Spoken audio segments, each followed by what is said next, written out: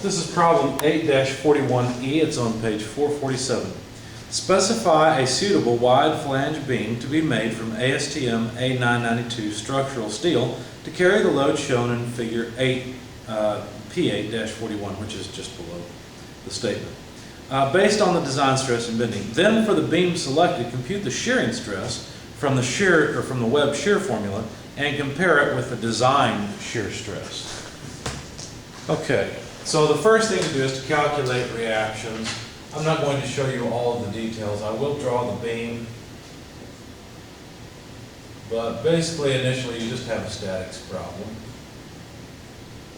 The distributed load is 4 kips per foot, and there's reaction load A as well as reaction load B. There's 4 feet out to this end, 8 feet over to a 15 kip load, and then another 8 feet on over to A, and then the last load is a 12 kip load out here at the end. Now what I did is I summed moments about A, calculated B, I summed forces to calculate A, and then I summed moments about B to calculate A and make sure it all came out right. It was consistent. The first time I went through it, it was not. I realized I had made a mistake, but I ended up with 34.5 kips for the reaction at A and 72.5 kips for the reaction at B. Okay, so there are the reactions and there are all the loads on the beam.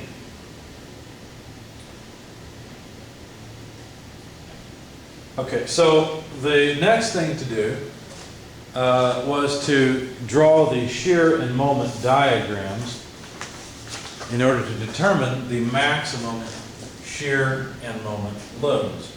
Let's see, let me plan ahead just a little bit. I'll make sure I have enough space. Position in feet, load in kips on the vertical axis. And so if you think about it, think about cutting the beam just to the right of the reaction load. Well, the shear would have to act down, which is a positive thing. And so we realize that we have a shear beginning at 34.5 kips. As the distributed load adds, what happens is the shear load required in this direction, the downward direction, decreases because the distributed load is resisting the 34.5 kip load.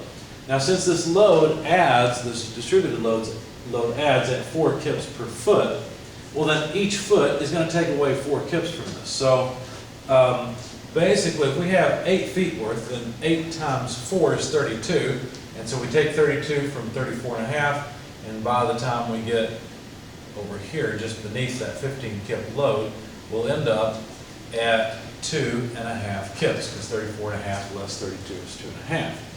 Now the 15 kip load is a point load, and so it's going to move the shear downward. It's going to move it in this direction, right? So basically the shear is going to reverse. It's going to have to press up in order to hold the left segment in equilibrium, but basically this just moves us down by 15 kips.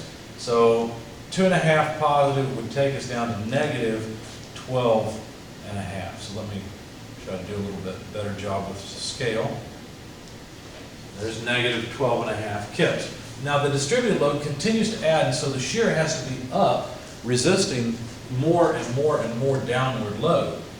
And so basically what happens is it increases at a rate of 4 kips per foot. So 8 more feet is 32 more kips by the time we get to the reaction load at B. And so if we add 32 more kips to 12.5, we'll come out to negative 44.5. So the shear in the beam here is 44.5 kips upward.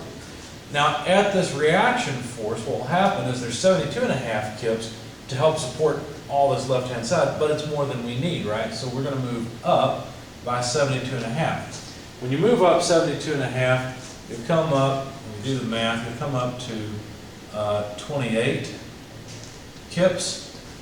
And then at 4 feet and 4 kips per foot, that's 16 more kips that will move down. And so 16 from 28 leaves us with 12, which is a good thing because we end up with a point load of 12. So there's our shear diagram, and notice that the maximum shear occurs right there. So this section is where we'd be concerned about shearing force breaking the beam, assuming the beam is a constant cross-section. Now, the moment diagram will be in kip feet, okay, and there's our position in feet.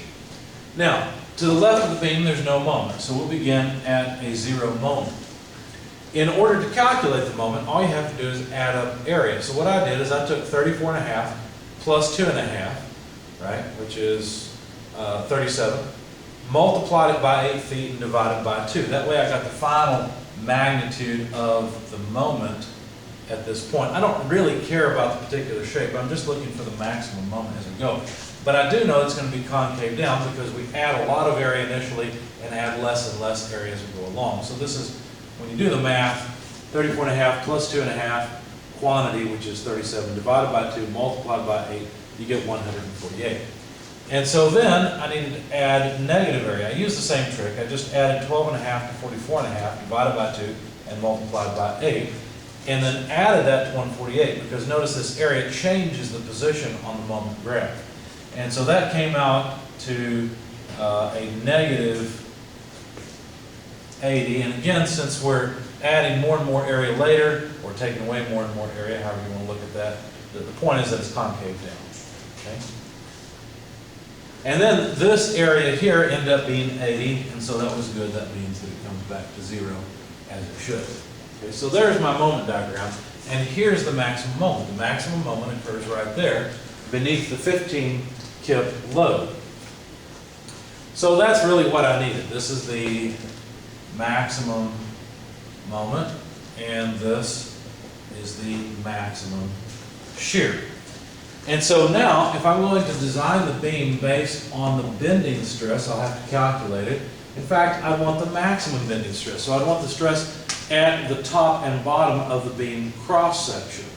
Okay, so the moment I'm going to put in is just the moment where it's maximum, which is 148. C will be the height of the beam, and I are the cross-sectional properties. Now, the problem is we're not told what kind of beam this is. So we have to specify the height of the beam and the area moment of inertia essentially at the same time. Well, there's a nice way to do that. The ratio of I over C is called S. Okay, and this is a property of beams that's listed in the back of the book. It's really handy. Okay, so all we have to do is calculate what S needs to be. In other words, rearrange and solve for S as M over the bending stress. Decide what our maximum bending stress is, or in other words, our design shear stress, or bending stress, excuse me, and then go from there. Now, some of the information we were given is that this is ASTM A992. Now, if you look up in the normal alloys table, you won't find it. This is in the structural materials area. And if you look it up, you'll find that the ultimate strength for this material is 65 KSI, and the yield strength is 50 KSI. Okay? To come up with the design bending stress, you take the yield stress over 1.5. That's a recommendation by AISC. The American Institute for Steel Construction, you can find that in your book. I don't have a page number for you. But anyway, there's the recommendation from AISC. Also, the design shear stress is supposed to be only 40% of the yield strength. That comes out to 20 KSI. So there are the design strengths that I'm going to use. Okay, so the moment is 148 kip feet. The stress, the maximum design stress in bending, is 33.3 repeated PSI. Now, probably a lot of you are sloppy with units at this point. You can't just take these and divide them and put the, get a number and think that everything's okay. This is pounds force per square inch, right? And this is thousands of pounds. So if we put foot pounds here, we have to add 3 zeros, right? Because that's what it meant. Okay? And by the way, I'm sorry, I messed up. 33.3 KSI is not pounds force. I don't know what I'm thinking. It's thousands of pounds force. So Here we go. That fixes it all. Okay? So the pounds force go away, but we still have feet and inches cubed. That doesn't work, so let's multiply. What did I do? Well, I went to inches, 12 inches per 1 foot.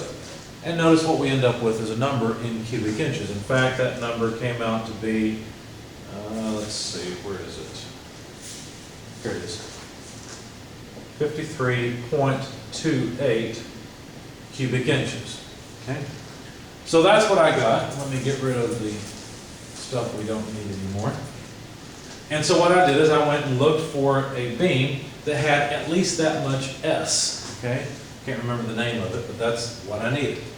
So I looked up a beam, or I found this beam, 14 by 43, that had SX equal to, and what is SX? Well, that's just the property about the horizontal axis, the way you would install the beam, okay, the horizontal neutral axis. So anyway, this one was 62.7 cubic inches, which is more than the 53 that was required, and so that works. Okay, that's the whole point, is that this one would work. Is it the only beam that would work? No, but I tried to minimize the size of the beam in order to save money, and so that's what I ended up with. Okay, for this particular beam, the area of moment of inertia is 428 inches to the fourth. So now let's calculate the shear stress and see if this beam will still work. Most of the time what you find when you design the beam for bending stress, you'll find the shear stress is fine. So let's see if that happens here. So the shearing stress, VQ over IT. Well, the shearing stress is how much? Well, it's 44,500 pounds. So that's 44,500 pounds force. You might look at it and say, well, where'd the negative sign go? It doesn't matter, right? All we care about is the magnitude of the stress, not whether it's acting up or down. That doesn't matter. Okay. I, for this particular beam, is 428 inches to the fourth. T, you have to look up the thickness of the web. This is just an I-beam, essentially. In fact, I'll sketch part of it. So this, what can we do? We don't need that anymore. We don't need this. I've written it down. For this particular beam, it's made up of a flange and web, and I just went ahead and cut it at the center in order to calculate Q. I knew I'd have to do that. I called this area 1, this area 2, and wrote down some properties for this beam. The flange thickness is 0.53 inches. The overall height cut in two is 6.85 inches. The thickness of the web, which is what will go in here, those are the same thing, is 0.305 inches. And the base here is 8 inches. Okay, that's the base width of the flange. So the thickness that goes in here is 0.305 inches. It's just the web thickness, and we have to calculate Q. Well, to calculate Q, all I did is I said Q is A1 Y bar 1 plus A2 Y bar 2. I did this calculation in the spreadsheet, so I don't have the details for you. But obviously you can see Y1 at the centroid of that rectangle, basically. There's Y bar 1. At the centroid of this rectangle, there is Y bar 2. Okay? So hopefully that makes sense. So the areas are easy. They're just, this rectangular area. A2 is just that rectangular area. And I just plugged that into Excel. And I got a value of Q equal to 28.07 inches cubed when I rounded it off properly. So I plugged that in, 28.07 cubic inches, and then came up with a stress of 9,569 psi. Since that is less than the design stress of 20,000 psi, it worked out fine. Now, if you went the other way around, it would be a mistake. If you tried to design and choose a beam based on the shear stress, you would probably end up with a beam that would fail due to bending. So that's why the author had us select the beam from the bending equation first, and then check the shearing stress to make sure it would work.